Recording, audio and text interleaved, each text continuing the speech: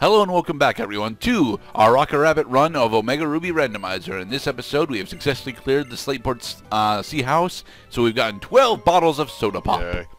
Yeah. You were supposed to do this like 30 parts ago, by the way. Not 30. 20. The game's not been going 30 parts. 15. Actually, 15 parts ago. Okay, so we just got soda pop, right? That was the payoff for all the inputs that we just did. However many minutes and however many calories we had expended by moving our fingers and pushing buttons and also making thinky decisions. Those are costs. Now, what I was going to say at the last part is that time is to cash as points are to goods. You see, economic liquidity is a lot like video game liquidity. We are players. Our currency is time in seconds, minutes, and hours. We use the principle of liquidity in order to transform the time that we put in points or resources in the game or game progress or game completion. I'm not blowing anybody's minds by saying this. I just wanted to finish my thought from the last part. Right. Hey, Maxie. Complete with evil laugh. But I suppose it's not really a liquid transaction if you can't convert it back.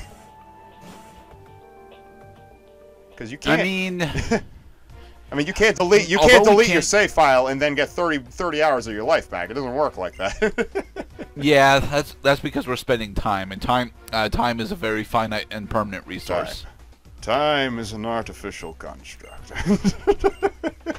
Well, it is, but, you know, it's how we decided to measure things, so... Now we're on our way back to Lily Cove.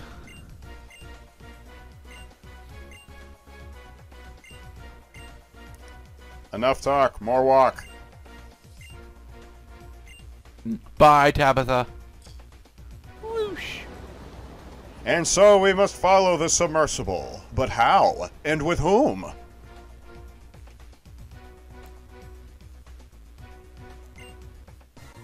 No, you will not, Team Magma Grunt. I will not. You don't even have a name. I will be flattened by nobody except very specifically Courtney.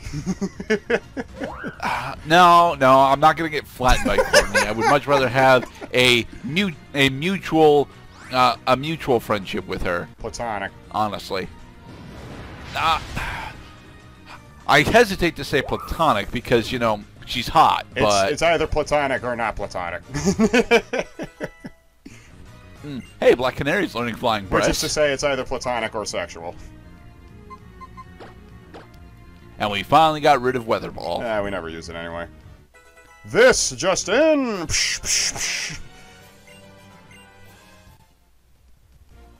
Okay, now you. Team Magma Ace Grunt. Yeah, sure, Problem, whatever. you still don't actually have a name. Well, she does have a mythical Pokemon, so she is better. What, that is a mythical Pokemon? Yep, Hoopa, the interdimensional Pokemon. You see the rings that it's using on its horns? Yeah, it's a gin. It's a gin Pokemon. Those rings allow it to transport itself and others into multiple different dimensions. Oh, it is a dimension-hopping Pokemon. God. It has met the Flickies from Sonic the Hedgehog. It has met the Flickies from Sonic the Hedgehog. No, Oracle, you are not going to learn Woodhammer. Damn it, Stoolbat, you're not learning Fusion Flare. I don't care how good it is. We're not using you in combat. You're not learning Calm Mind either. Oh, look, she's got a Chansey and a Hoopa. Wow. And for those of you that are new here, we actually did a commentary over Sonic 3D Blast like 4 years ago. Okay. So there. I like that playthrough. I like how brief it was.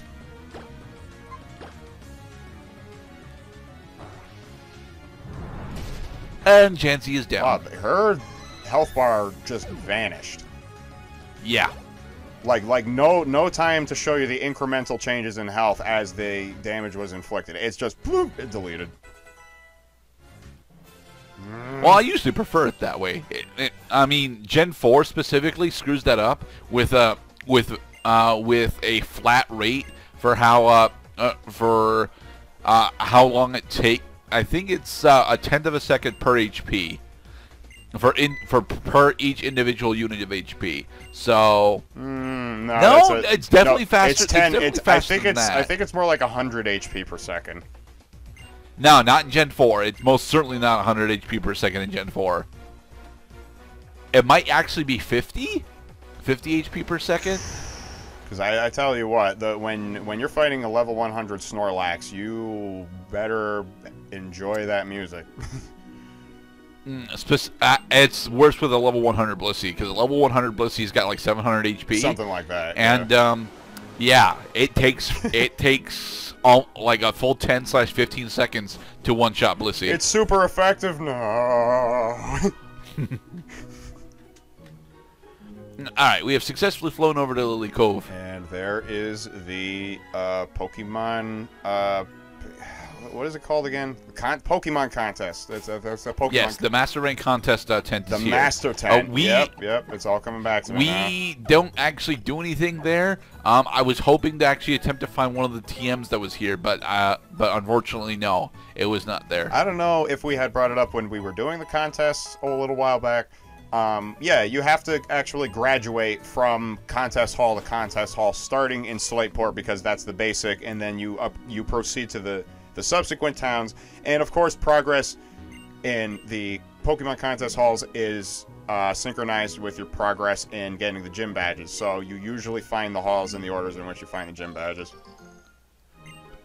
Actually, that is a significant change that they made from Gen 3 going into Gen 4 specifically, because Gen 4 actually did bring back contests. You no longer have to climb the ladder if you get a Pokemon that is actually capable of clearing the Master Rank contest on the first go. You can just do it like that. There, 2 different TMs: Fake Tears and Thunder Punch. But is that good game design, though? I'm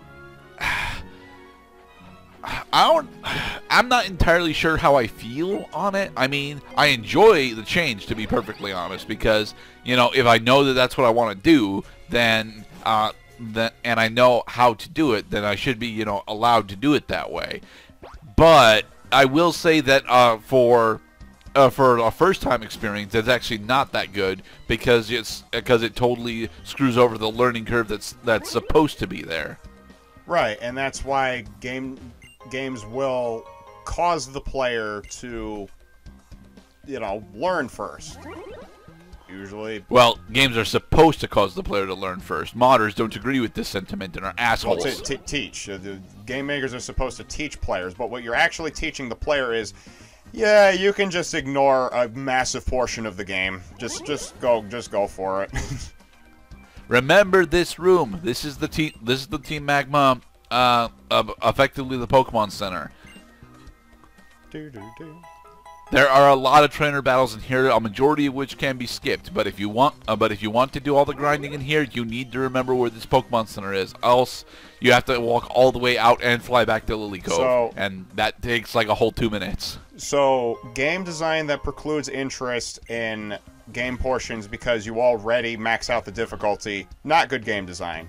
Putting Pokemon centers inside of hideouts that are relatively difficult to get in and out of, time intensive, and you need the Surf HM. Yeah, that's good. That's good game design to put a Pokemon center right where it's, you know, there, because you still have to survive the trainer battle in order to use it.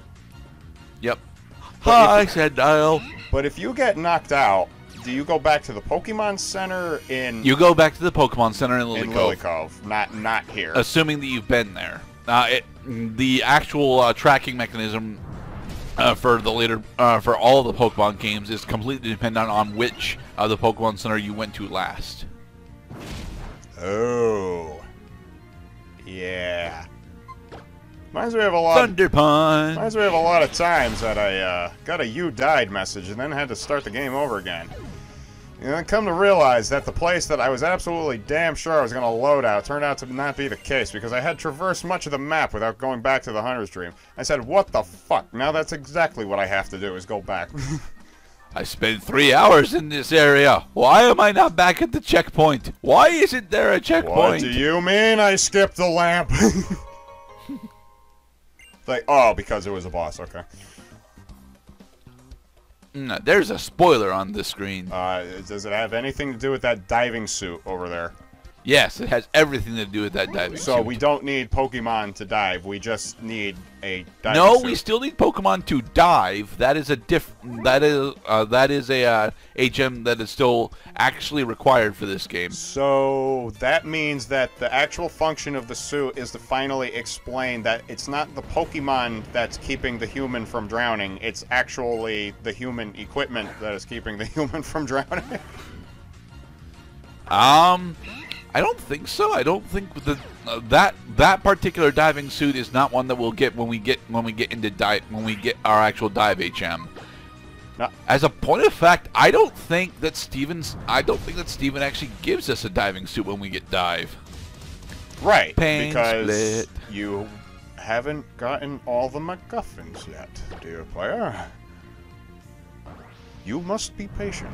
I remember liking Lantern a lot. I don't think I ever mained it, but I remember it's kind of a tricky opponent, especially when it's higher level than you. It doesn't have a lot of weaknesses because being part water type, it makes it so electric type attacks don't particularly work well against it. Grass type moves work, ground type moves work.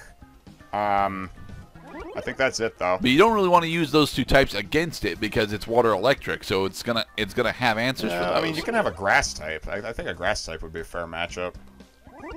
A grass type is a good matchup. I'm not entirely sure about fair.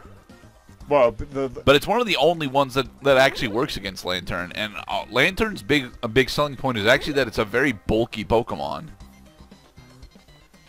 And, well, maybe you can learn Blizzard? Well, it's a water Pokemon. Almost every water Pokemon every water can learn Blizzard. But not necessarily Ice Beam, which is the superior of the two. Well, at least in Gen 1, I think every water Pokemon can learn Blizzard and Ice Beam. Except Magikarp, but that's because Magikarp couldn't use TMs. I'm going to start getting the sense that I should know which type of Pokemon it is. Only because we've seen it 3 times. But see, I feel like if I was aware that the Pokemon type is fixed per species, that I would have been ahead of the curve well long ago. Yes. Hey, Zekrom. I have no idea what you are. Zekrom is one of the Gen 5 box legendaries. Specifically, it's the box legendary for Pokemon White. Yes, it's very confusing. I'll explain later. He is Electric Dragon classically. He is also a physical attacker. His signature attack is Bolt Strike, and it looks really goddamn cool. But we finally got the Master Ball, an item that we probably won't be using. See, you always find the Master Ball in the Syndicate hideout because they are the ones who most desire the power to capture Pokemon without being resisted. Actually, no. In Gen 1, you do it in Slivko, and Slivko isn't actually the Syndicate hideout.